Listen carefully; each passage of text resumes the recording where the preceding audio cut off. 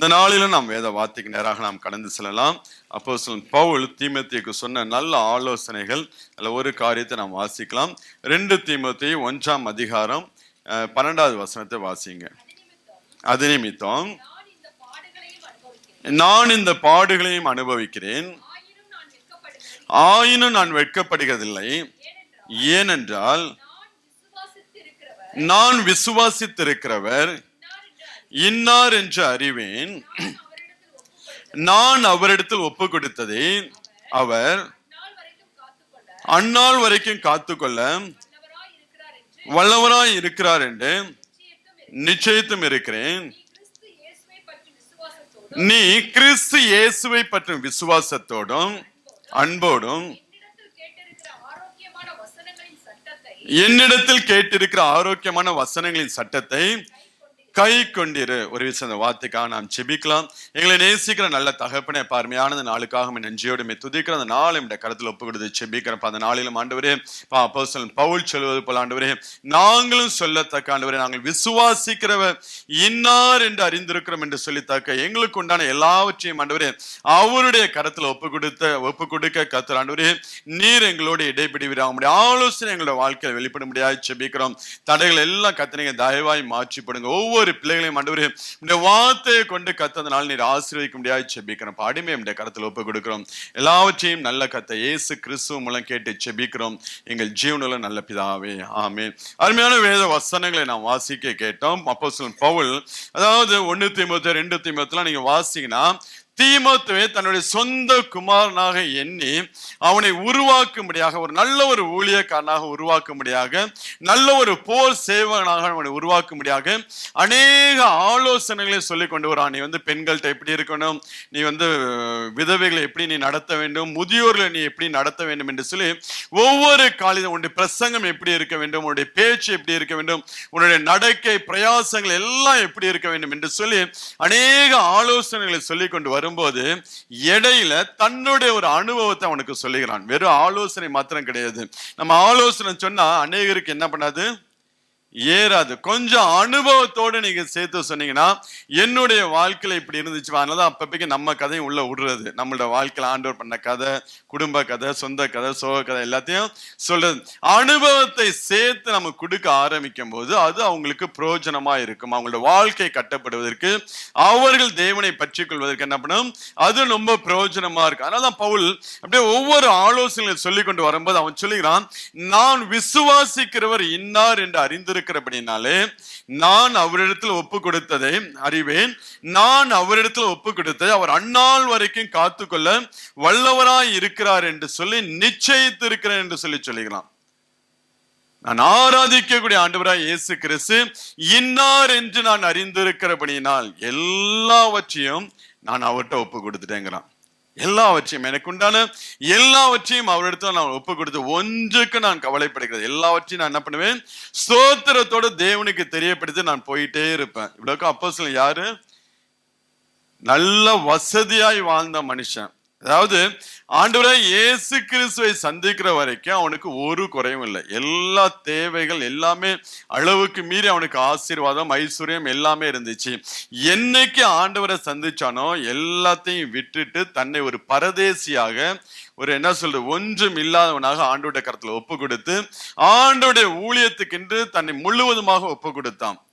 அப்படி ஒப்பு கொடுக்கும் போதுதான் அவனுடைய வாழ்க்கையில பல பிரச்சனைகள், நீங்க லிஸ்ட் போட்டு, பவுல் அப்பப்பைக்கு சொல்லுவார், லிஸ்ட் போட்டு சொல்லுவாரு, 40 தடவை அடிச்சாங்க, 2 தடவை அடிச்சாங்க, மரண பயம், நிர்வாணம், நாசமோசம், பட்டினி, கப்பல் சேதம், எவ்வளவோ காரியங்கள் இருந்துச்சு. ஆனா எதுவும் என்ன பண்ணவில்லை, என்னை கிறிஸ்துவின் அன்பை விட்டு பிரிக்காதபடிக்கு எல்லாவற்றையும் நான் அவருடைய கரத்துல, என்னையே நான் அவருடைய கரத்துல ஒப்பு கொடுத்தனால நான் எதை பத்தியும் கவலைப்படுறதே இல்லை. ஏன்னா நான் விசுவாசிக்கக்கூடிய தேவன் இன்னார் என்று சொல்லி எனக்கு நல்லா தெரியும். அதனாலதான் அவன் ரட்சிக்கப்பட்ட உடனே அவன் எருசலேமுக்கு போகல. அப்போஸ்தலரை பார்க்கும்படியாக அந்த நாட்கள் நல்லா எழும்பி பிரகாசித்து கொண்டிருந்த யோவானையோ பேதுரையோ பார்க்கும்படியாக பவுல் போகவே இல்லை. அவன் 3 வருஷம் என்ன பண்ணினான், அரபி தேசம் பக்கம் அப்படியே கடந்து வருகிறான். எந்த ஒரு மனிதனுடைய ஆலோசனை இல்லாதபடிக்கு அவன் தேவ சமூகத்துல தனித்திருந்து தேவனை, அதனால அவன் சொல்லுவான், ஆண்டவராய் இயேசு கிறிஸ்துவே எனக்கு எல்லாவற்றையும் வெளிப்படுத்தினார், தம்மை வெளிப்படுத்தினார் என்று சொல்லி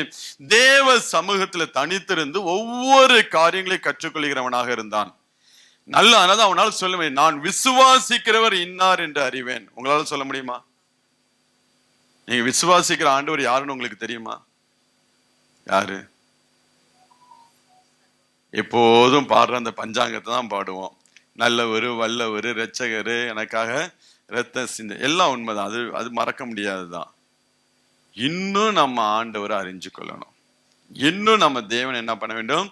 தேட வேண்டும். நம்ம அடிச்சு சொல்ல, நான் எங்க தேவன் தாயா, வேற யாருமே கிடையாது என்று சொல்லி அந்த அளவுக்கு நம்ம என்ன பண்ண வேண்டும்? ஆண்டவராய் இயேசு கிறிஸ்துவை பற்றி நாம் புரிந்து கொள்ள வேண்டும். ஒவ்வொரு நாளும் அவரை பற்றி தெரிந்து கொள்ள முடியாத ஒரு ஆசை, ஒரு வாஞ்சை, ஒரு விருப்பம் நம்மளுடைய இருதயத்துல இருக்க வேண்டும். ஏதோ கடமைக்கு வேதத்தை வாசிச்சோம், கடமைக்கு ஜெபம் பண்ண என்று சொல்லி நம்ம இருக்கக்கூடாது. இன்னும் நான் உண்மை அறிய வேண்டும், இன்னும் உண்மை நான் கிட்டி சேர வேண்டும் என்று சொல்லி அந்த ஏக்கம் யாருக்குள்ள இருக்கோ அவங்களுக்கு ஆண்டவர் என்ன பண்ணுவார்?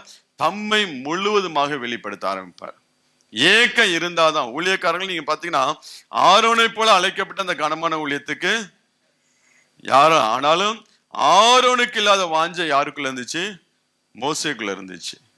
ஆண்டவரை இன்னும் உண்மை அறியணும், இன்னும் நான் உண்மை பார்க்கணும், உண்மை தரிசிக்க வேண்டும், உங்க முகத்தை பார்க்க வேண்டும் என்று சொல்லி மோசேக்குள்ள அந்த வாஞ்சை இருந்தனாலதான் கொண்டு போய் கண்மலையின் வெடிப்புகளை வச்சு அவருடைய சாயலை அவனுக்கு காண்பிக்கிறவப்ப நமக்குள்ள அந்த ஆசை இருக்க வேண்டும். ஒவ்வொரு நாளும் இந்த ஆண்டவரை இயேசு கிறிஸ்துவை பற்றி எதையாக நான் அவரை பற்றி நான் தெரிந்து கொள்ள வேண்டும், இன்னும் நான் அவரை அறிந்து கொள்ள வேண்டும், இன்னும் நான் புரிந்து கொள்ள வேண்டும் என்று சொல்லி நமக்குள்ள வாஞ்சை விருப்பம் வர வர வர ஆண்டவர் தம்மை என்ன பண்ணுவார்? நமக்கு வெளிப்படுத்த. அதனால பவுலுக்கு அந்த வாஞ்சை அதிகமா இருந்தனாலதான் நேரா வனாந்திரத்துக்கு போய் 3 வருஷம் அங்க இருந்து ஆண்டவர் ஒவ்வொரு காரியங்களை சொல்ல சொல்ல சொல்ல எல்லாவற்றையும் கற்றுக்கொண்டு அவன் ஊழியத்தை தொடங்க ஆரம்பிச்சான். பேதுருவோ இல்ல யாக்கோபு போல என்ன பண்ணல, யோவானை போல திருப்பி வலையை தூக்கிட்டு கடலுக்கெல்லாம் போகல, விட்டுட்டு வந்தானா நான் ஆராதிக்கக்கூடிய, நான் சேவிக்கக்கூடிய என் தேவன் இன்னார் என்று சொல்லி எனக்கு தெரியும்.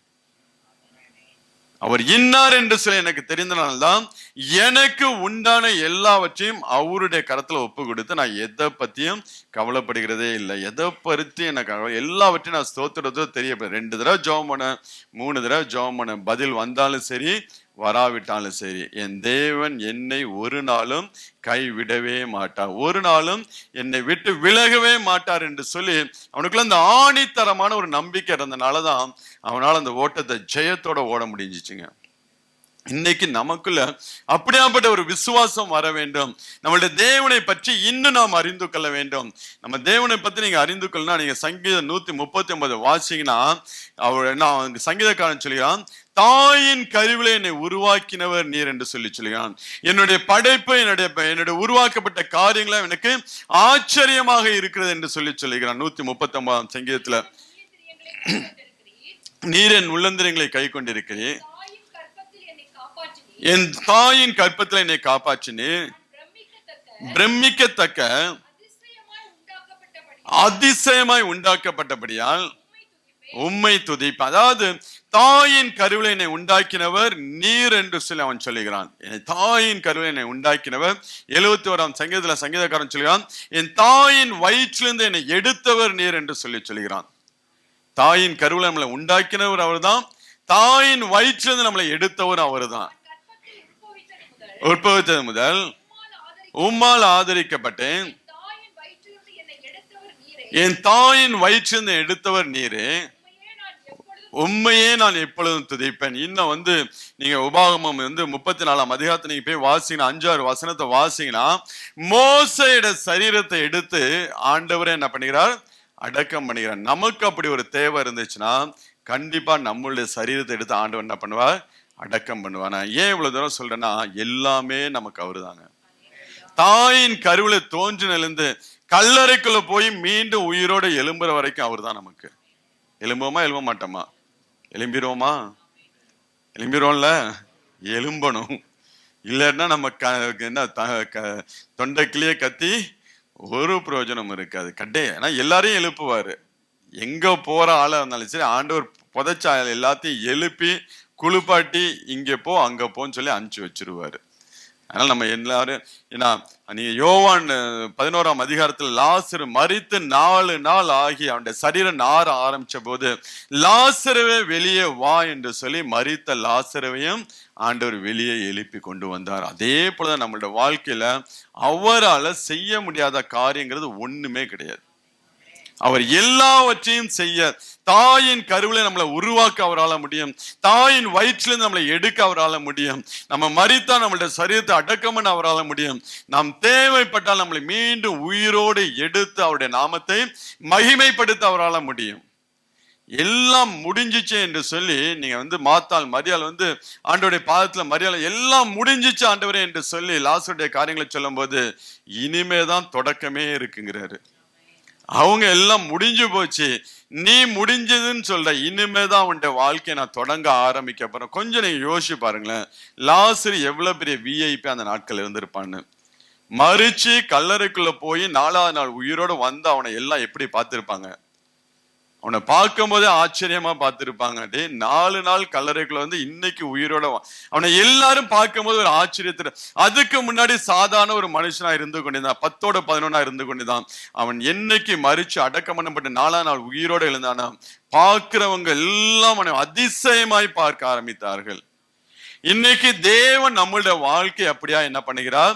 மாற்ற விரும்புகிறவராக இருக்கிறார். நம்மளை பார்க்கிறவர்கள் எல்லாம் அதிசயமாய் பார்க்கத்தக்கதாக நம்மளுடைய வாழ்க்கையில எது எல்லாம் முடிஞ்சிச்சு, இதோட இந்த காரியம் முடிஞ்சிருச்சு, இனி என் வாழ்க்கையில திரும்பி வருவதற்குண்டான ஒரு சாத்தியமும் கிடையாது, ஒரு சான்ஸ் இல்லைன்னு சொல்றீங்களோ, இன்னைக்கு ஆண்டவர் சொல்லுகிறார், இதுவரை நீ பார்த்த காரியங்கள், இதுவரை உன் வாழ்க்கையில் நடந்த காரியங்கள், நான் அது மறுபடியும் கட்டி எழுப்பி ஆசீர்வதிக்கும் போது அதுதான் உன் ஆசீர்வாதத்தின் தொடக்கமா முடிஞ்சது. நீ சொல்ற இனிமேதான் நான் தொடங்க போறேன்னு சொல்லி ஆண்டவர் சொல்லுகிறார். இப்ப தொடங்க ஆரம்பிச்சார்னா அந்த காரியம் நமக்கு ஆச்சரியமா இருக்கும். பார்க்கக்கூடிய கண்களுக்கெல்லாம் உண்மையில லாசருடைய அந்த பாயிண்ட் ஆஃப் வியூல பார்க்கும்போது பார்க்கிறவங்களாம் பிரமிச்சிருப்பான். 4 நாள் தொட்டு தொட்டு அவன் சரீரத்தை பார்த்திருப்பானுங்க. 4 நாளாய் எந்திரிச்சிட்டே, 4 நாளாய் எந்திரிச்சிட்டேடா, இன்னும் ஸ்மெல் இருக்கான்னு சொல்லி ஒவ்வொருத்தரும் ஆச்சரியப்படத்தக்க விதமா இப்ப அப்படியாய் ஆண்டவர் முடிஞ்சதுன்னு நம்ம சொல்றோம்னா ஆண்டவர் மீண்டும் எடுத்து நிறுத்தும் போது மற்றவருடைய கண்களுக்கு அது ஆச்சரியமாய் இருக்கும்படியாக தேவன் செய்கிறவராக இருக்கு. அதனாலதான் நம்மளுடைய காரியங்கள் எல்லாவற்றையும் ஆண்டவருடைய கரத்துல ஒப்பு கொடுக்கறதுக்கு நம்ம என்ன பண்ண வேண்டும்? நம்மளை விட்டு கொடுக்கணும். நம்மளே தூக்கி சுமக்க கூடாது. பிள்ளைகளோட வாழ்க்கையை நம்மையே தூக்கி சுமக்க கூடாது. நம்மளோட வாழ்க்கை துணையோட பிரச்சனை நம்மளையே தூக்கி சுமக்க கூடாது. குடும்பத்தை நம்மளையே தூக்கி நம்ம சுமக்க கூடாது. எல்லாவற்றையும் தேவ கரத்துல ஒப்பு கொடுத்து நம்ம அமைதியா இருக்க கற்றுக்கொள்ள வேண்டும். அதாவது நம்மளையே கண்ட்ரோல் பண்ணாம நம்ம தேவன் மேல வைத்திருக்கிற விசுவாசத்துல போக முடியாது.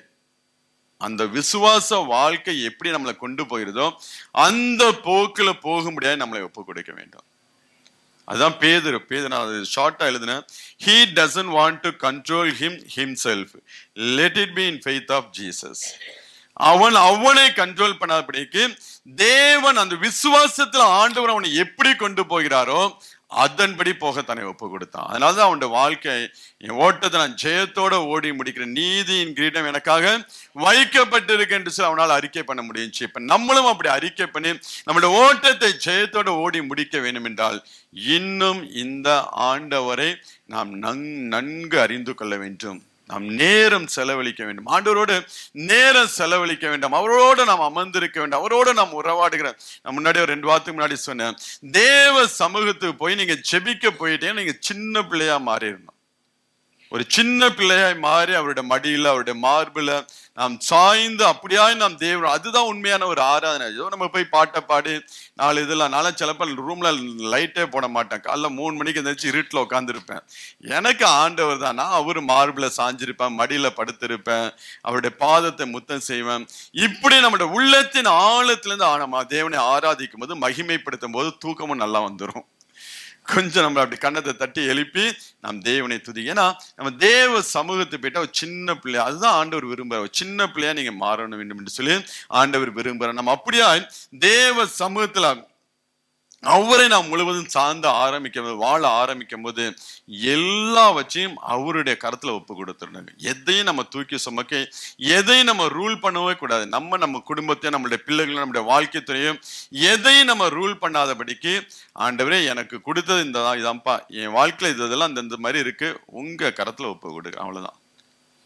இன்னைக்கு நீங்க இந்த ஆலயத்துக்கு வரத்துக்கு முன்னாடி என்னென்ன பிரச்சனைகளோடு, என்னென்ன கண்ணீரோடு, என்னென்ன வேதனைகளோ, என்னென்ன குறைவுகளோட நீங்க வந்தீங்களோ, என் வாழ்க்கை இதெல்லாம் குறைவுபட்டு கொண்டிருக்க என்று சொல்லி சொன்னீங்களோ, எல்லாவற்றையும் தேவ சமூகத்துல ஒப்பு கொடுத்துட்டு போங்க. உங்க குறைவுகள் எல்லாம் ஆண்டவர் நீக்கு அதுதான் சொல்லி அனுப்பார். குறைகள் எல்லாவற்றையும் என்னுடைய சமூகத்துல வச்சுட்டு அவங்களை நீ போச்சல நான் பாத்துக்கிறேன்னு இருக்காரு. இன்னைக்கு உங்களுடைய குறைவுகள் எல்லாம் தேவ சமூகத்தில், ஒருவேளை எல்லாம் உங்களுடைய கை எல்லாம் மீறி போகலாம், உங்களுடைய கண்ட்ரோல் இல்லாம எல்லாம் மீறி போய்க்கலாம். இன்னைக்கு தேவ சமூகத்துல வச்சுட்டு போங்க. நீங்க வச்சுட்டு போகும்போது ஆண்டவர் அதை சரிப்படுத்தி, அவர் சீர்படுத்தி, சரிப்படுத்தி, ஸ்திரப்படுத்தி, பலப்படுத்தி நிலைநிறுத்துகிறவராக இருக்கிறார். எடுத்து ஆண்டவர் நிறுத்தும் போது அது நமக்கு ஆச்சரியமா இருக்கு. நம்மளுடைய கண்களுக்கு அது ஆச்சரியமான காரியங்களை தேவன் செய்கிறவராக இருக்கு. அதனால எந்த மனுஷனோட நம்ம என்ன பண்ணக்கூடாது, மாம்சத்துல போராடவே கூடாது. நமக்கு விரோதமா வர்றாங்களா, விட்டணும், அவங்க போக்குக்கு விட்டணும். நம்ம மாம்சத்துல போய் போராடாதபடிக்கு நம்ம முடிந்த அளவுக்கு என்ன பண்ண வேண்டும், சமாதானமா இருக்க, அவரோட சமாதானமா இருக்க, உள்ளத்துல அவங்களை குறிச்சு நமக்கு என்ன கூடாது, ஒரு கசப்பு, வெறுப்பு, கோபம் எதுவும் இருக்கும். ஆனா சில காரியங்களுக்காக நம்ம கொஞ்சம் அவாய்ட் பண்ணி இருந்துக்கலாம். ஆனா உள்ள எப்படி இருக்கணும், நேசிக்கணும். அவங்க எப்ப நம்மளை பார்த்தாலும் அவங்களை சிரிச்ச முகத்தோட அவங்களுக்கு ஒரு ஸ்தோத்திரம் சொல்லி அவங்களை விசாரிக்கிற பிள்ளை, அப்படியாப்பட்ட ஒரு இருதயம் இருக்க வேண்டும். அவங்க நம்ம வாழ்க்கையில என்ன செய்தாலும், என்ன தீமையான காரியங்கள் செய்தாலும் அதை எல்லாம் நம்ம தூக்கி போட்டுட்டு அவர்களை நேசிக்கிற பிள்ளையாக இருந்தோம் என்றால் ஆண்டவர் அந்த இருதயத்தை ரொம்ப விரும்புகிறவராக இருக்கிறார். அப்படியாப்பட்ட இருதயத்தை தேவன் அப்படிங்கிற இந்த நாட்கள்ல ஆசீர்வதிக்கிறவராக இருக்கிறார். அதனால நம்மளுடைய வாழ்க்கை, இந்த ஓட்டம் ஜெயத்தோடு ஓடி முடிய வேண்டும் என்றால் அப்போஸ்தலன் பவுல் சொல்வது போல, நான் விசுவாசிக்கிறவர் இன்னார் என்று சொல்லி அறிந்திருக்க. அதே போல நாம என்ன பண்ண வேண்டும், இன்னும் தேவனை அறிந்து கொள்ள நாம் நேரத்தை செலவழிக்க வேண்டும். வரக்கூடிய ஜனவரி மாசத்திலேருந்து, ஏன்னா இப்ப இந்த பைபிள் கியூஸ் பாத்தீங்கன்னா 4 பேர் தான் எழுதி கொடுக்குறாங்களாம். ஆமா, ஆண்டவர் இடுக்கமான வாசல், ஆண்டவர் இவ்வளவு இடுக்கமான வாசலா, 4 தான் தேரும் போல இருக்கு அப்படின்னு சொல்லி அதனால இனி வரக்கூடிய 1ஆம் தேதியில இருந்து நமக்கு வந்து ஒரு வருஷத்துல பைபிளை ஒரு தடவை படிப்பதற்கு உண்டான ஒரு பிளான் நம்மள்ட்ட ஒரு ஷீட் இருக்கு. அந்த ஷீட்டை வச்சு வருஷத்துல ஒரு தடவை பைபிள், பழைய ஏற்பாடு புதிய ஏற்பாடு ரெண்டையும் நம்ம வந்து, பழைய ஏற்பாட்டுல ஒரு அதிகாரம், புதிய ஏற்பாட்டுல ஒரு அதிகாரம் கொடுத்துருப்பாங்க. ரெண்டையும் நாம் படிக்கும் போது வருஷத்துல ஒரு தடவை நம்ம பைபிளை முடிச்சிட முடியும். நம்ம வாழ்க்கையில ஒரு தடவையாவது நேர் முழங்கால நின்று நம்ம பைபிளை படிக்கணும். நேர் முழங்கால் நின்று நம்ம இன்னும் இதெல்லாம் நம்ம ஆண்டவர் ஏன் பைபிள் படிக்கணும், நம்ம ஆண்டவரை பத்தி இன்னும் நாம் தெரிந்து கொள்வதற்கு தான், மற்றபடி ஒன்றும் கிடையாது. நம்ம ஆண்டவரை பத்தி இன்னும் தெரிய, ஆண்டவரை நெருங்கி நெருங்கி போக, நம் நெருங்கி நம் நெருங்கி போக போக ஆண்டவர்கிட்ட உள்ள ஆசீர்வாதம் எல்லாம் நம்ம மேல அப்படியே டிரான்ஸ்பர் ஆகி வருங்க. அதுக்குதான் ஆண்டவர் பவுல் நான் இன்னார் என்று அறிந்திருக்கேன்னு சொல்றதுனாலதான் அவனால எந்த கவலையும் இல்லாதபடியே வாழ முடியுச்சு. அப்ப ஆண்டவரை நெருங்கி நீங்க போக போக போக ஆண்டவருக்குள்ள இருக்கக்கூடிய எல்லா ஆசீர்வாதம் உங்களுக்கு, நம்ம ஒரு டிஸ்டன்ஸ் வச்சிருக்கோம், நமக்கு ஆண்டவருக்கு ஒரு டிஸ்டன்ஸ். ஆண்டவரே இதுக்கு மேல நீங்களும் வராதீங்க, நானும் வரமாட்டேன், நீங்க அங்கே இருந்துங்க, நான் இங்கேயே இருந்துக்கிறேன், அவ்வளவுதான்.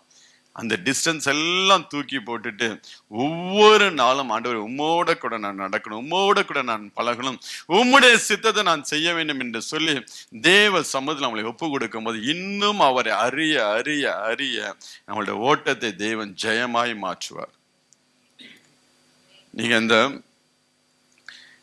பூமியில பாத்தீங்கன்னா ஏதாவது இந்த பஞ்சம், ஏதாவது இந்த வெள்ளம், இந்த புயல் காத்து அடிச்சிச்சுன்னா பெரிய பெரிய ஐஸ்வர்யங்களாம் என்ன பண்ணுவாங்க, நிவாரண நிதி கொடுப்பாங்க, கோடி கணக்கில் கொடுப்பாங்க. அதை வாங்கி அவங்க வந்து செலவு பண்ணாங்க. ஆனா ஆண்டவர் பாத்தீங்கன்னா ஒண்ணுகிட்ட என்ன இருக்கு அதை மட்டும் எனக்கு கொடுங்க, உன்னிட்ட இந்த குறைவு இருக்கா நீ கொண்டாந்து என்கிட்ட கொடுங்குவாரு. நம்ம ஆண்டவர் போல ஒரு தேவன் யாருமே கிடையாது. உலக மனிதன் உன்னிடத்துல இருக்கக்கூடிய ஆசீர்வாதத்தை கேட்பான், உன்னிடத்துல இருக்கக்கூடிய நிறைவான காரியத்தை வாங்கி கொண்டு உன்னை நல்லவன் சொல்லுவோம், உன்னை ஆசீர்வான். ஆண்டவர் ஒன்னுகிட்ட இருக்கக்கூடிய குறைவை வாங்கி உன்னை ஆசீர்வதித்து உங்களை அவர் பள்ளிகை பெருக செய்கிற தேவனாக இருக்கிறார். அதனால்தான் அங்க பவுல் இதெல்லாம் தெரிஞ்சனாலதான் அப்படியே அவன் எனக்கு உண்டான எல்லாவற்றையும் நான் அவரிடத்தில் ஒப்பு கொடுத்து அவர் அந்நாள் வரை காத்துக்கொள்ள வல்லவராய் இருக்கிறார் என்று நிச்சயத்தும் இருக்கிறேன் என்று சொல்லி எல்லாவற்றையும் அவர் மேல பாரத்தை போட்டுட்டு அவன் ஒரே ஒரு ஆண்டவருடைய சித்தத்தை நான் செய்து முடிக்க வேண்டும். எங்கேயும் அவன் சொல்ல பாருங்களேன், ஏன் கையால நான் வேலை பார்த்து எனக்கு என்னோட கூட இருக்கிறவங்களுக்கு நான் சாப்பாடு போட்டேன்பா. யாரையும் நான் என்ன பண்ணல, எதிர்பார்க்கல. நான் யாரையும் சார்ந்து இருக்கவில்லை. நான் எப்பொழுதும் என்ன தேவனை நான் சார்ந்து இருக்கிறபடினால எந்த மனுஷன் நான் எதிர்பார்க்கல. என் ஓட்டத்தை ஒருவனுடைய வெள்ளியாகிலும் பொன்னையாகிலும் வஸ்திரத்தை ஆகிலும் நான் இச்சிக்கவில்லை. நீங்கள் அறிந்திருக்கிறபடி எனக்கும்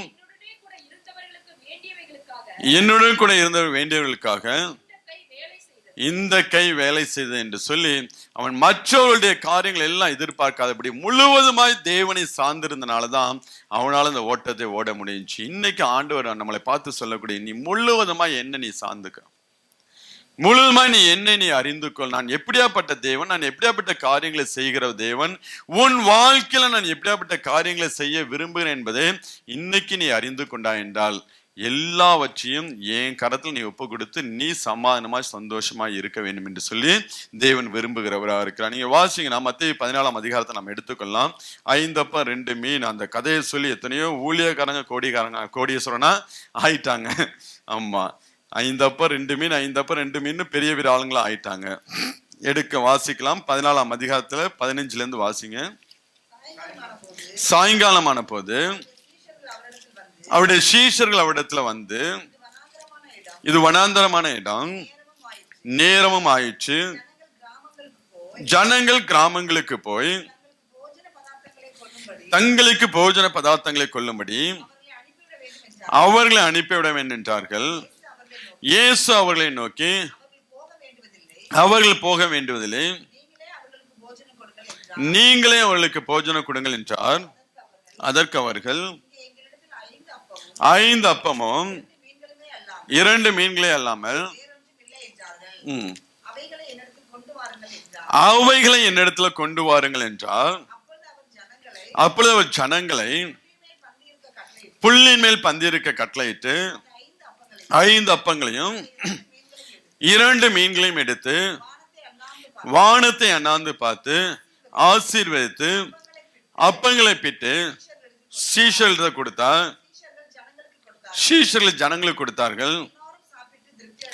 எல்லாரும் சாப்பிட்டு திருப்தி அடைந்தார்கள். மீதியான துணிக்கைகளை 12 கூடை நிறைய எடுத்தார்கள். அங்கு திரளான ஜனங்கள், கீழே உள்ள வசனத்தை வந்து 5000க்கு மேற்பட்ட ஜனங்கள் என்ன பண்ணுகிறார்கள், அங்கே சாப்பிட்டார்கள் என்று சொல்லி வேதம் சொல்லுகிறது. அவ்வளவு ஜனங்கள், புருஷர்கள் மாத்திரம் 5000க்கு மேற்பட்ட ஜனங்கள். இப்போ நீங்க கூட்டி கழிச்சு பாருங்க, இப்போ பிள்ளைங்க இருப்பாங்க, மனைவி இருப்பாங்க, எல்லாம் சாப்பிட்டு மீதம் எடுக்கும்படியாக ஆண்டவர் அங்க என்ன பண்ணுகிறார், அதை ஆசீர்வதிக்கிறவரா. அப்ப அந்த திரளான ஜனங்கள் நீங்க சாப்பாடு கொடுங்கன்னு சொல்லும் போது அவங்க சொன்னா, எங்கள்கிட்ட இருக்கிறது 5 அப்பம் 2 மீன் தான். ஆண்டவர் இன்னும் போய் ஏதாவது தேடி பாருங்க, யார்கிட்ட வச்சிருப்பாங்க அப்படின்லாம் ஆண்டவர் ஒன்னும் சொல்ல. ஒண்ணுகிட்ட என்ன இருக்கோ அதை என்னகிட்ட கொண்டு வா. ஒரே வார்த்தை தான், அவைகளை என்னிடத்தில் கொண்டு வாருங்கள். உன்னிடத்துல என்ன குறைவா இருக்கோ அதை என்னிடத்துல கொண்டு வா. இன்னைக்கு ஆண்டவர் அதான் சொல்ல, உங்க வாழ்க்கையில எதையெல்லாம் குறைவா இருக்குன்னு சொல்றீங்களோ அதை எல்லாம் அவரிடத்துல கொண்டு வந்து கொடுங்கள் என்று சொல்லி சொல்லுகிறார். உன்னிடத்துல குறைவாய் இருக்கிற இடத்துல கொண்டு வா, நான் அதை ஆசீர்வதித்து அதை நான் பழுகி பெருக செய்வேன் என்று சொல்லி ஆண்டவர் சொல்லுங்க. அந்த 5 அப்பத்தையும் 2 மீனையும் கர்த்தர் ஆசீர்வாதத்தை பிட்டு கொடுக்கும் போது 5000க்கு மேற்பட்ட புருஷர்கள் சாப்பிட்டு மீதி 12 கூடைகள் எடுத்து ஆண்டவர் அப்படியாப்பட்ட அற்புதத்தை செய்த தேவன். இன்றைக்கு நம்மளோட வாழ்க்கையில எது எல்லாம் குறைவு, எது எல்லாம் முடிஞ்சு போச்சு, இனி என் வாழ்க்கையில அது நடக்காதுன்னு சொல்லி நம்ம சொல்லுகிறோமோ அதை அவருடைய கரத்துல கொண்டு போய் ஒப்பு கொடுங்க. இன்னைக்கு அவருடைய கரத்துல. உண்மையிலேயே இந்த ஆராதனை முடிச்சு நீங்க போகும்போது என்ன வேதனையோட என்ன மன கவலையோட வந்தீங்கன்னா அதேதோட நீங்க என்ன பண்ணக்கூடாது, திரும்பி போக கூடாது. இன்னைக்கு தேவ சமூகத்துல இறக்கி வச்சுட்டு, ஆண்டவரே இதெல்லாம் என் வாழ்க்கையில இருக்கு, நீங்க பாத்துங்க, உங்க கரத்துல ஒப்பு கொடுக்குறேன்னு சொல்லி நம்ம ஒப்பு கொடுத்துட்டு போகும்போது கர்த்தர் நம்மளோட வாழ்க்கையில அற்புதங்களை செய்கிறவராக, நம்மளுடைய குறைவுகள் எல்லாம் அவர் நிறைவாக்கக்கூடிய நல்ல கர்த்தராக இருக்கிறார். இன்னும் நீங்க காண ஒரு கல்யாணத்தோட சம்பவத்தை பாத்தீங்கன்னா, யோவான் 2ஆம் அதிகாரத்துல 2ஆம் வசனத்துல இருந்து வாசிக்கலாம். அங்கும் ஒரு குறைவு வரும்போது அந்த இடத்திலும் இயேசு இருந்தா, இயேசு அழைக்கப்பட்டிருந்தா, அந்த குறைவையும் ஆண்டவர் என்ன பண்ணுங்க, அதையும் அங்க அவர்களுக்கு நிறைவாக்கி ஆசீர்வதிப்பை நான் பார்க்க முடியும். வாசிங்க. இயேசுவும் அவருடைய சீஷரும் அந்த கல்யாணத்துக்கு அழைக்கப்பட்டிருந்தார்கள். திராட்சரசம் குறைவுபட்ட போது இயேசுவின் தாய் அவரை நோக்கி, அவர்களுக்கு திராட்சரசம் இல்லை என்றால், அதற்கு இயேசு, ஸ்திரீயே, எனக்கும் உனக்கும் என்ன, என் வேலை இன்னும் வரவில்லை என்றால், அவருடைய தாய் வேலைக்காரரை நோக்கி, அவர் உங்களுக்கு என்ன சொல்லுகிறாரோ அதன்படி செய்யுங்கள் என்றால், யூதர்கள் தங்களை சுத்திகரிக்கும் முறைமையின்படியே ஒவ்வொன்று 2-3 குடம் தண்ணீர் கொள்ளத்தக்க 6 கச்சாடி அங்க வைத்திருந்தது. வேலைக்காரரை நோக்கி, ஜாடிகளில் தண்ணீர் நிரப்புங்கள் என்றார். அவர்கள் அவைகளை நிறைய நிரப்பினார்கள். அவர் அவர்களை நோக்கி, நீங்கள் இப்பொழுது மொண்டு பந்தி விசாரிப்பு காலத்துல கொண்டு போங்கள் என்றால் அவர்கள் கொண்டு போனார்கள். அங்க ஆண்டவர் நீங்க பாத்தீங்கன்னா அந்த தண்ணீரை திராட்சரசமாக மாற்றுகிறார். அதை மாற்றுவதற்கு உங்கள்கிட்ட என்ன இருக்கோ அதை கொண்டு வந்து நீங்க இந்த கச்சாடிகளை நிரப்புங்க. அவங்கள்ட்ட தண்ணீர் தான் இருந்துச்சு, ஒரு சுவையும் இல்லாத ஒரு தண்ணீர். ஆனால் அது தேவ சமூகத்துல வந்து ஆண்டவர் அதை ஆசீர்வதிக்கும் போது அதே தண்ணீர் ருசியுள்ள ஒரு திராட்சரசமாக மாறுகிறது. இன்னைக்கு ஒருவேளை உங்களோட வாழ்க்கை ஒரு ருசியற்ற ஒரு வாழ்க்கையா இருந்துச்சுன்னா அதை கொண்டு வந்து தேவ கரத்துல கூட்டுங்க. ஆண்டவரே, என் வாழ்க்கை ஒரு ருசியற்ற ஒரு வாழ்க்கையாயிருக்க, எனக்கே என் வாழ்க்கை சலிப்பா இருக்கு ஆண்டவரே. நமக்கே நம்மளுடைய வாழ்க்கை சலிப்பா இருந்தா நம்மளை சுத்தி இருக்கக்கூடிய ஜனங்களை கொஞ்சம் யோசிச்சு பாருங்களேன். அவங்க எவ்வளவு வேதனைப்படுவாங்க, அவங்களுக்கு ஒரு பிரயோஜனம் இல்லாமல் இருக்கும். அப்படியாப்பட்ட ஒரு வாழ்க்கை, ஒரு ருசியற்ற ஒரு வாழ்க்கை இருந்துன்னா இன்னைக்கு தேவ கரத்துல நீங்க கொடுங்க. ஆண்டவரே, இது என் வாழ்க்கையில குறைவா இருக்கு, இந்த காரியம் நான் ஒரு என்ன சொல்ல, வாழ்க்கை ஒரு வெறுமையான ஒரு வாழ்க்கையாக காணப்படுன்னு சொல்லி தேவ கரத்துல நீங்க ஒப்பு கொடுத்து பாருங்க.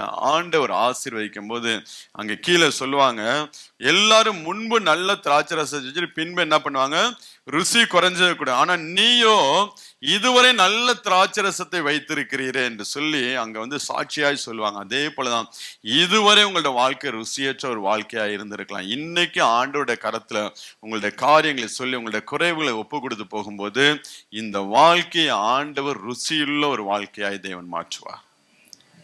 அநேகருக்கு பிரயோஜனப்படக்கூடிய ஒரு வாழ்க்கையை, அநேகருக்கு முன்பதாக சாட்சியாய் நிற்கத்தக்க ஒரு வாழ்க்கையாய் தேவன் என்ன பண்ணுவார், நம்மளுடைய வாழ்க்கையை மாற்றுகிறவராக இருக்கார். அதனால ஆண்டவர் வருத்தப்பட்டு பாரம் சுமக்கிறவர்களே, நீங்கள் எல்லாரும் என்னென்றில் வாருங்கள், நான் உங்களுக்கு இளைப்பாறுதல் தருகிறேன். இன்னைக்கு நம்ம இடத்துல இருக்கிற வருத்தத்தை தாங்க அவர் கேட்கிறாரு. நம்ம என்ன வேதனை, நம்ம என்ன உபத்திரம், நம்ம என்ன கண்ணீரின் பாதல, அது நீங்க என்னிடத்துல ஆண்டவர் விரும்ப என்ன தெரியுமா, உங்க வாழ்க்கையில இருக்கக்கூடிய நல்லதா இருந்தாலும் சரி கெட்டதா இருந்தாலும் சரி ஃபர்ஸ்ட் இன்ஃபர்மேஷன் அவருக்கு வரணும்னு விரும்புறாரு. எஃப்ஐஆர், நம்ம ஊர்ல எஃப்ஐஆர் சொல்லுவாங்க, ஃபர்ஸ்ட் இன்ஃபர்மேஷன் ரெக்கார்ட். இது நம்மளோட வாழ்க்கையில நல்ல காரியமா இருந்தாலும் சரி கெட்ட காரியமா இருந்தாலும் சரி முதலாவது நம்ம தேவ சமூகத்துல போய், ஆண்டவரே இப்படி இருக்கு என் வாழ்க்கையில, இது என் வாழ்க்கையில இப்படியாப்பட்ட பிரச்சனை இருக்கு ஆண்டவரே, இந்த காரியத்தை எனக்கு நீ ஆசீர்வாதத்தை கொடுத்துரு, உமக்கு நன்றி ஆண்டவரே.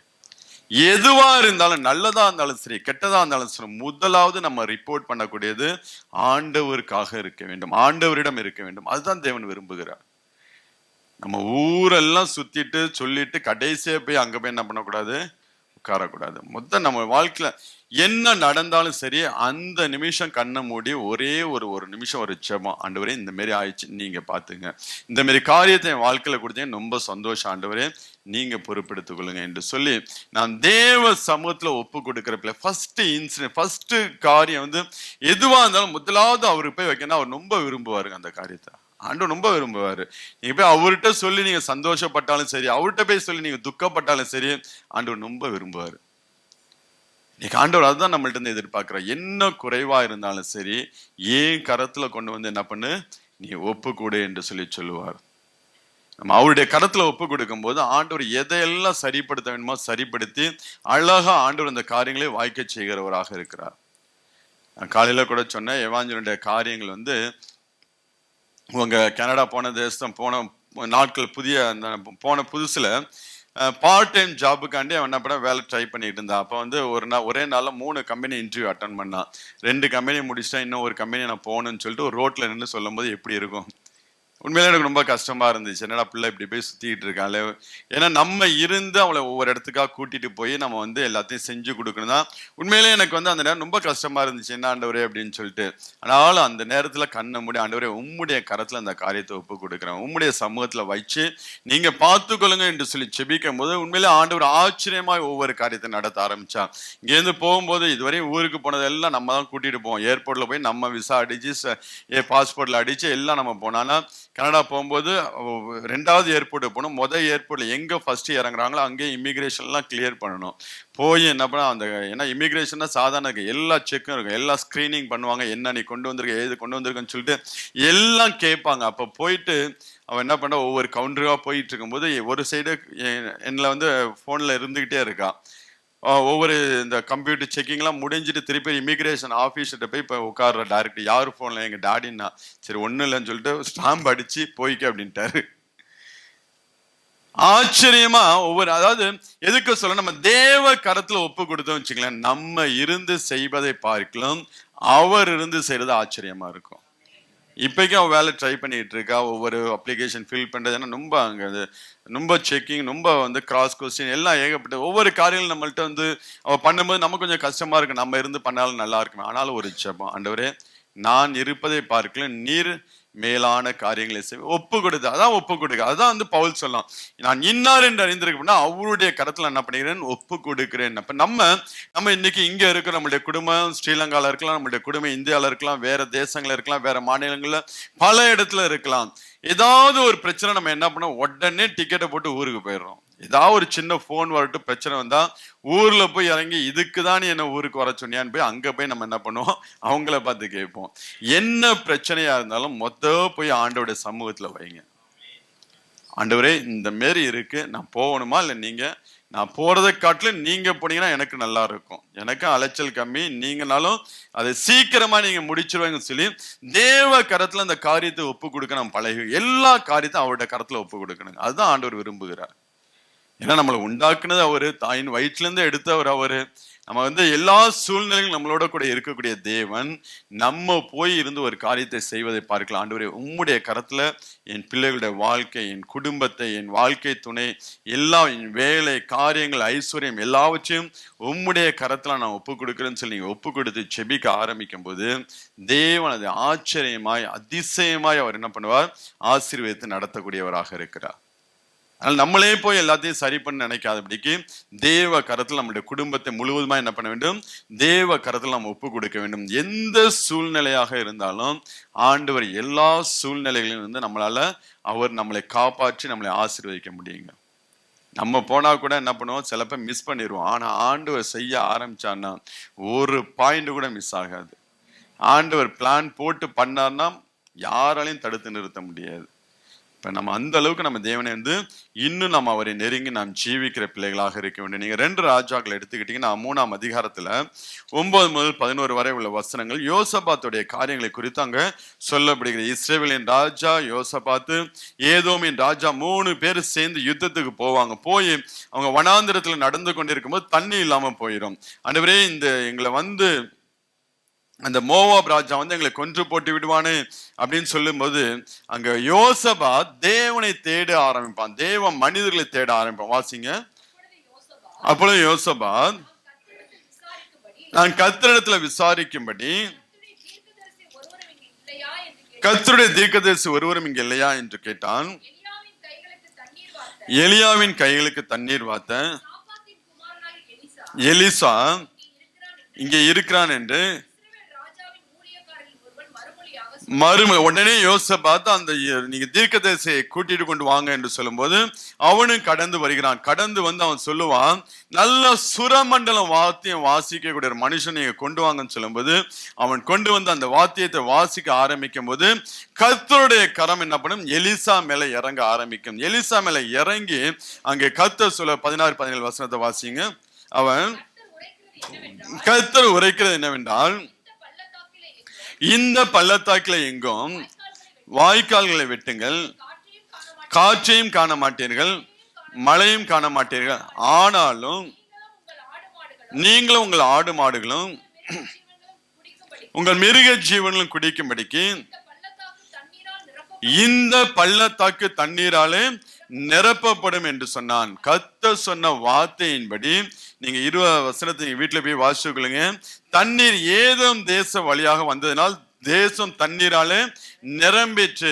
ஆண்டவங்க சொல்ல, நீங்க காற்றையும் பார்க்க மாட்டீங்க, மழையும் பார்க்க மாட்டீங்க, வாய்க்கால்கள் எல்லாம் தண்ணீரால நிரப்பப்படும், வாய்க்கால்களை நீங்க வெட்டுங்க என்று சொல்லி அங்க எலிசா மூலம் ஆண்டவருடைய வார்த்தை கடந்து. இன்னைக்கு ஆண்டவர் தான் சொல்ல, உன் சூழ்நிலையை பார்த்து நீ ஒன்னும் பிளான் பண்ணாத ஆண்டவர் சொல்ல. உன்னுடைய சூழ்நிலை உனக்கு ஆப்போசிட்டா இருக்கலாம். சூழ்நிலைகளை பார்த்து இப்படி ஆயிரும், இப்படி பண்ணலாம், அப்படி பண்ணலாம், அதெல்லாம் உன்னுடைய தேவை என்ன, உனக்கு என்ன தேவை அதை நீ என்கிட்ட. உனக்கு தண்ணீர் வேணும், வாய்க்காலை விட்டு, அவ்வளவுதான்.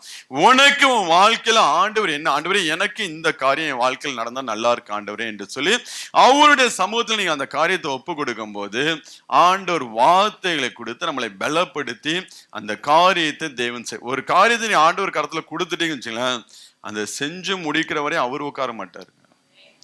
உங்க காரியத்தை கொண்டு போய் விசுவாசத்தோட தேவ சமூகத்துல ஒப்பு கொடுத்தீங்கன்னா உங்க காரியத்தை முடிக்காத வரைக்கும் ஆண்டவர் போய் அமைதியா உட்கார மாட்டாரு.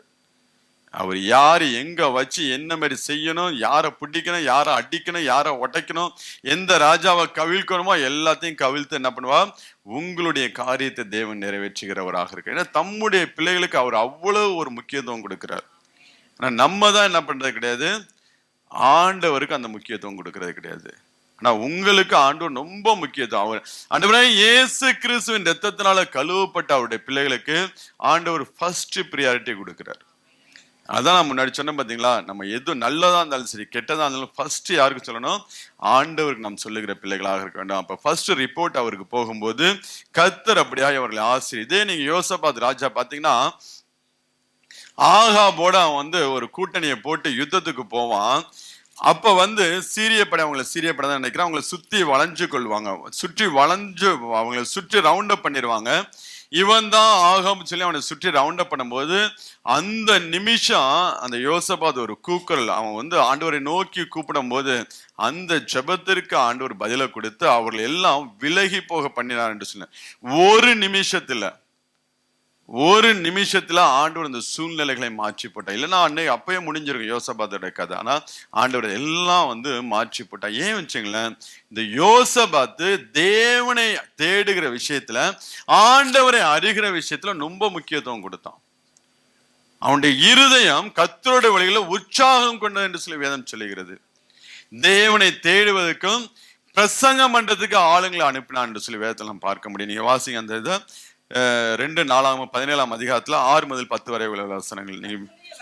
கர்த்தருடைய வழிகளில் அவனுடைய இருதயம் உற்சாகம் கொண்டது, அவன் மேடைகளையும் விக்கிரக தோப்புகளையும் யூதாவை விட்டு அகற்றினான். அரசாண்ட 3ஆம் வருஷத்துல யூதாவின் பட்டணங்களில உபதேசம் பண்ணும்படிக்காக,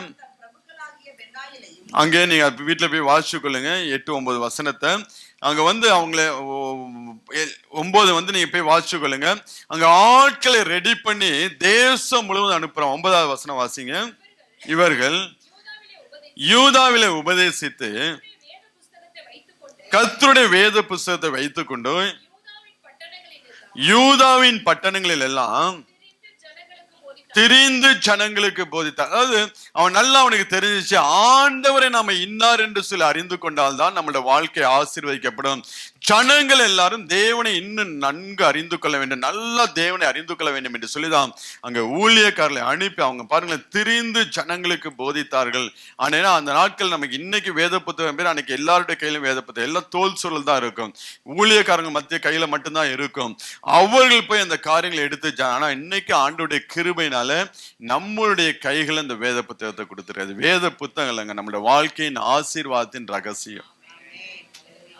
இது நம்மளோட வாழ்க்கையின் ஆசீர்வாதத்துடைய ரகசியம்.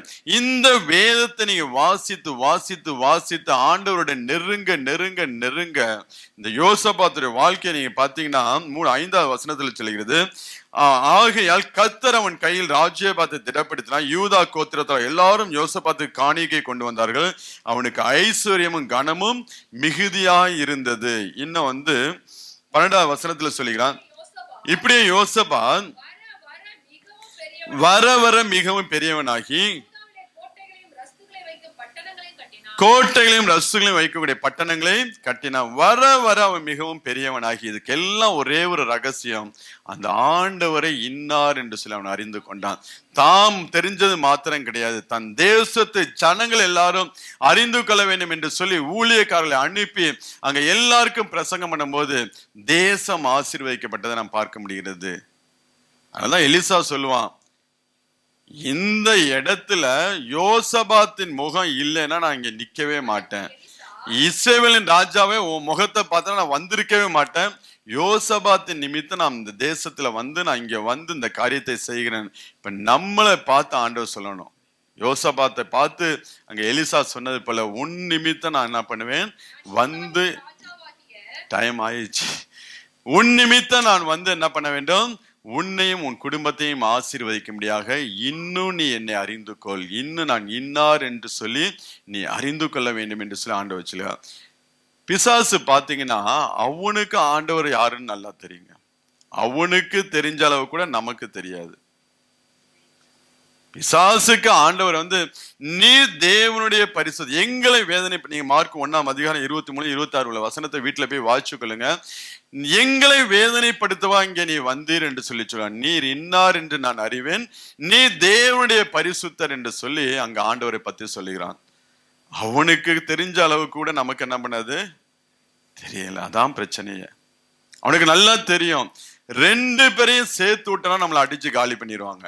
ஒண்ணு நம்ம ஆண்டவர், 2 பேரையும் சேர்த்து விட்டோம்னா நம்மளை அடிச்சு காலி. அதனால ஒருத்தரை கலட்டி விடணும்னு சொல்லி ஒண்ணு நம்ம 90% நம்மளை கலட்டி விட்டுருவான்னு, நம்மளை ஆண்டவர் விட்டு என்ன பண்ணிடுவான், எப்படியாவது ஏதாவது ஒரு காரியங்கள், ஏதாவது ஒரு அவிசுவாசம், தேவையில்லாத காரியங்கள், தேவையில்லாத தாட்ஸ், ஏதாவது ஒரு இச்சை, ஏதாவது ஒரு பாவத்தை போட்டு நம்மளை ஆண்டவரோட விட்டு கலட்டிட்டு அதுக்கப்புறம் தான் நம்மளை அட்டாக் பண்ண ஆரம்பிப்பான். நம்ம 2 பேரும் ஒன்னா இருந்தோம்னா யோபுடைய காரியம் நமக்கு நல்லது, 2 பேரும் ஒன்னா இருந்தாங்க. அப்ப ஃபர்ஸ்ட் என்ன பண்றான், ஆண்டவர்கிட்ட போய், ஆண்டவர் யோபை பத்தி எல்லாம் நல்லதான் ஆண்டவரே, நீங்க கொஞ்சம் ஒதுங்க, நான் வாழ்க்கையில் நான் பண்றேன். 2 பேரும் சேர்ந்து ஒன்னா இருந்தாங்கன்னா உண்மையிலே பிசாசால ஒன்னும் பண்ணவே முடியாது. அதனாலதான் மேக்சிமம் 2 பேரையும் பிரிச்சுட்டு தான் நம்மள இந்த மாடு கதை சொல்லுவாங்க தெரியுமா, சிங்கம் மாடு கூட்டமா இருக்கும்போது என்ன பண்ணும், அதை போய் அட்டாக் பண்ண முடியாது. அதனால ஒரு மாடை தனியா கலட்டி கொண்டு போவோம். இதே தாங்க பிசாசுடைய பாலிசியும். நம்மளும் ஆண்டவரும் ஒன்னா இருந்தோம்னா இவனுங்க நம்மளை காலி பண்ணிடுவாங்கன்ட்டு நம்மளையும் ஆண்டவரையும் பிரிச்சு விட்டுட்டு அதுக்கப்புறம் தான் நம்மளோட வாழ்க்கையில அவன் கிரியை செய்வான். அதுக்கு நம்ம இடம் கொடுக்க கூடாது.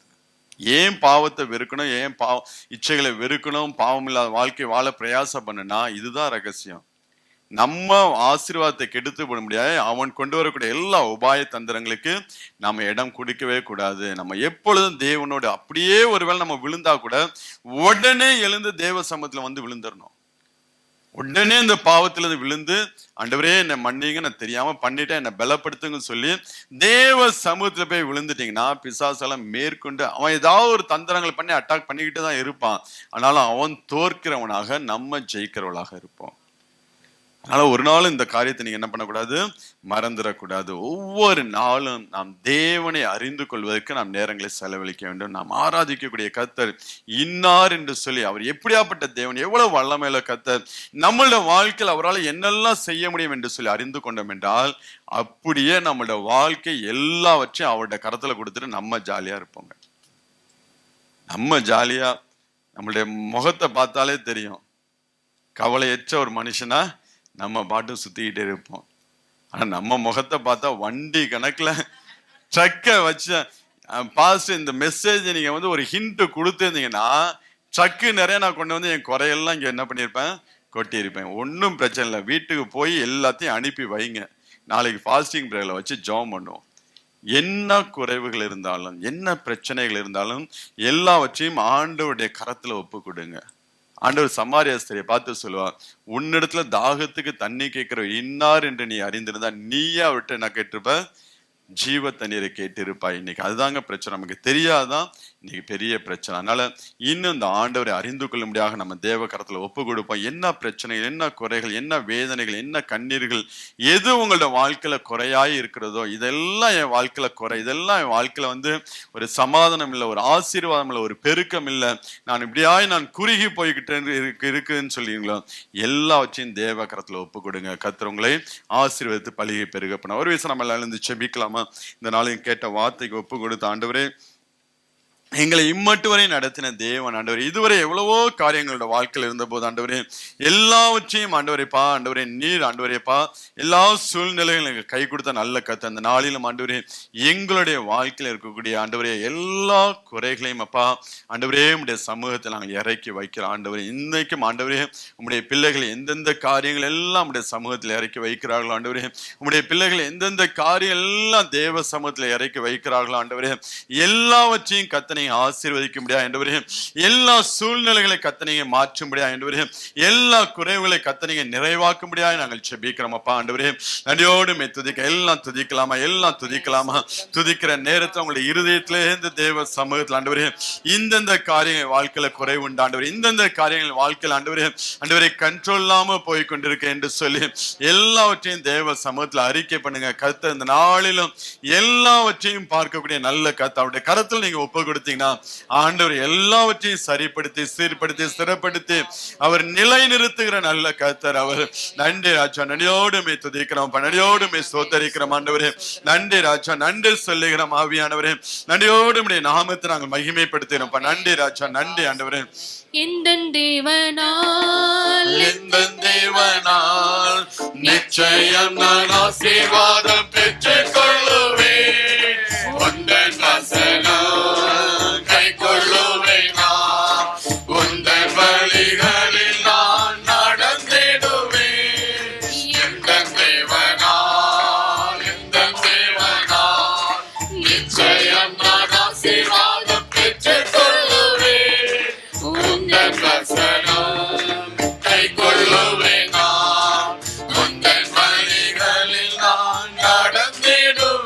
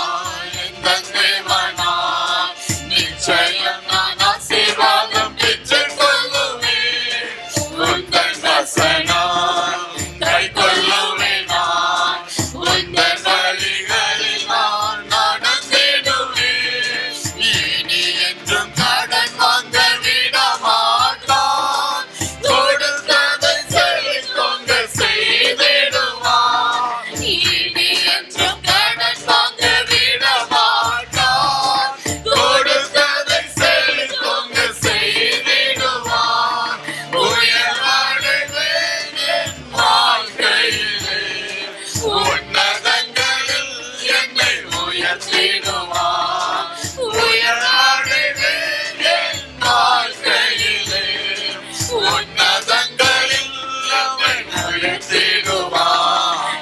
எந்தன் தேவனால், எந்தன் தேவனால் நிச்சயம் நான் ஆசீர்வாதம் பெற்றுக் கொள்ளுவேன்.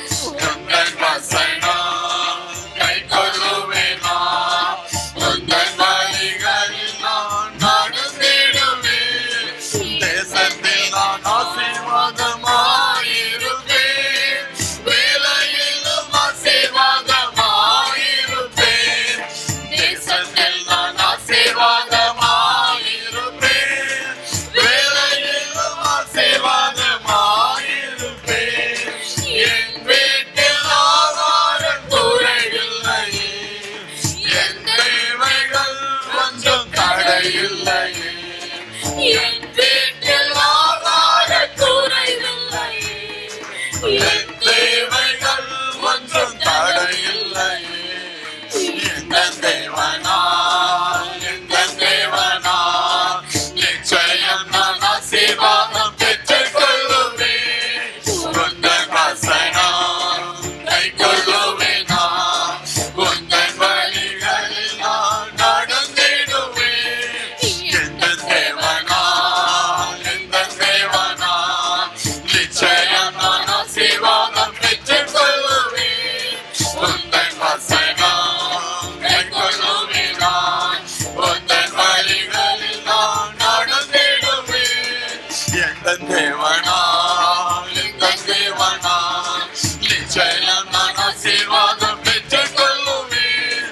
உந்தன் வசனம் கைக்கொள்ளுவேன் நான். உந்தன் வழிகளில் நான் நடந்திடுவேன். நன்றி அப்பா, நன்றி ராஜா. எல்லா கரங்களை தட்டி நன்றி ஆவியானவரே. நடியோடு மை துதிக்கிறோம் ஆண்டவரே. நன்றி சொல்லுகிறோம் ஆண்டவரே. ரீமா மானா தானாரா ஓ ரீமா மகன ரானா தானா மானாலா. நன்றி நன்றி நன்றி நன்றி ஆண்டவரே. நன்றி ராஜா ஆண்டவரே. ஒரு குறைவும் இல்லாதபடிக்கு ஆண்டவரே இன்றைக்கும் எங்களை நடத்தக்கூடிய நல்ல கர்த்தர் ஆண்டவரே. எங்களை ஆசீர்வதிக்கக்கூடிய நல்ல கர்த்தர் ஆண்டவரே. ஆண்டவரே உமக்கு நன்றி ராஜா ஆண்டவரே. என் வாழ்க்கை துணை பிள்ளைகள் ஆண்டவரே எல்லாவற்றையும் ஆசீர்வாதமாக்கக்கூடிய நல்ல கர்த்தர் ஆண்டவரே. உம்மை நன்றியோடு மை துதிக்கிறோம் அப்பா. நன்றியோடு மை சோதரிக்கிறோம் ஆவியானவரே. ஒவ்வொரு பிள்ளைகளையும் அப்பா ஆண்டவரே இந்த நேரத்தில் உம்முடைய சமூகத்தில் உம்முடைய கரத்தில் ஒப்பு கொடுக்கிறோம் ஆண்டவரே. உம்முடைய பிள்ளைகளை எந்தெந்த காரியத்தை எல்லாம் உம்முடைய கரத்தில் ஒப்பு கொடுத்தார்கள் ஆண்டவரே எல்லாவற்றையும் கர்த்தர் ஆண்டவரே. ஆண்டவரே எல்லா கண்ணீரின் அனுபவங்கள் எல்லா துக்கங்கள் எல்லாம் மாற்றி ஆண்டவரே இன்றைக்கு சந்தோஷமாய் ஆண்டவரே உம்முடைய பிள்ளைகளை நீர் ஆசீர்வதிக்க முடியாது செபிக்கிறோம்ப்பா. வந்த யாவரையும் உம்முடைய கரத்தில் ஒப்பு கொடுக்கிறோம்ப்பா. எல்லாவற்றையும் நல்ல கர்த்தர் இயேசு கிறிஸ்து மூலம் கேட்டு செபிக்கிறோம் எங்கள் ஜீவனுள்ள நல்ல பிதாவே, ஆமே. என் ஆத்மாவே கர்த்தரை ஸ்தோத்திரி, என் முழுவதுமே அவருடைய பரிசு நாமத்தை ஸ்தோத்திரி. என் ஆத்மாவே கர்த்தரை ஸ்தோத்திரி, அவர் செய்த சகல உபகாரங்களை ஒருபோதும் மறவாதே, ஆமேன். கர்த்தராகிய இயேசு கிறிஸ்து கிருபையும் பிதாவாகிய தேவனுடைய அன்பு பரிசுத்த ஆவியானவருடைய அந்யோன்ய ஐக்கியம் இன்றும் என்றும் நம் அனைவரோடு கூட இருப்பதாக, ஆமேன்.